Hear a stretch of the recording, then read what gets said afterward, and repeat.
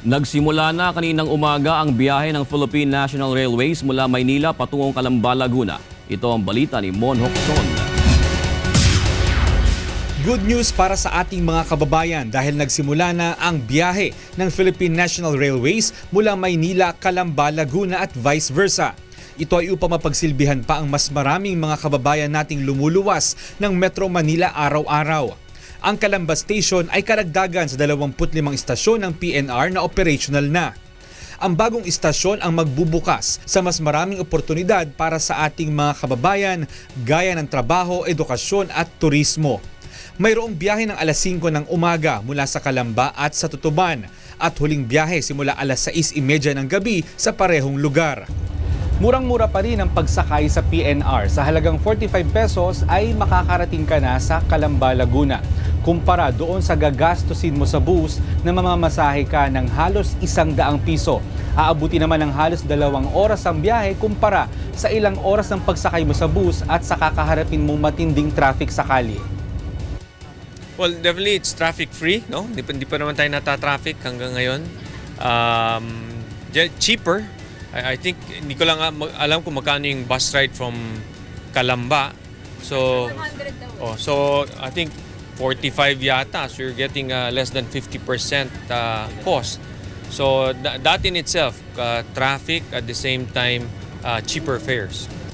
Maluwan ng may train. Opo. Bakit? Kasi dire-diretso na eh. Hindi malayo yung station ng station. Kaya malaking tulong sa amin na taga Calamba.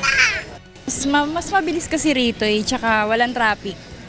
Gagamitin ng PNR ang mga regular train na kayang magsakay ng 700 hanggang 1,000 tao.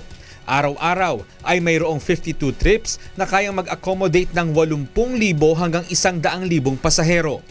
Aayusin ng PNR ang ticketing system upang maiwasan na ang mga hindi nagbabayad na pasahero.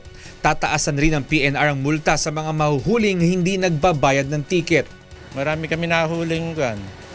Kaya lang dito, yung mahuling walang ticket, 35 pesos lang ang penalty. So, samantalang sa ibang bansa, pag nahuli kang walang ticket, $300 ang penalty.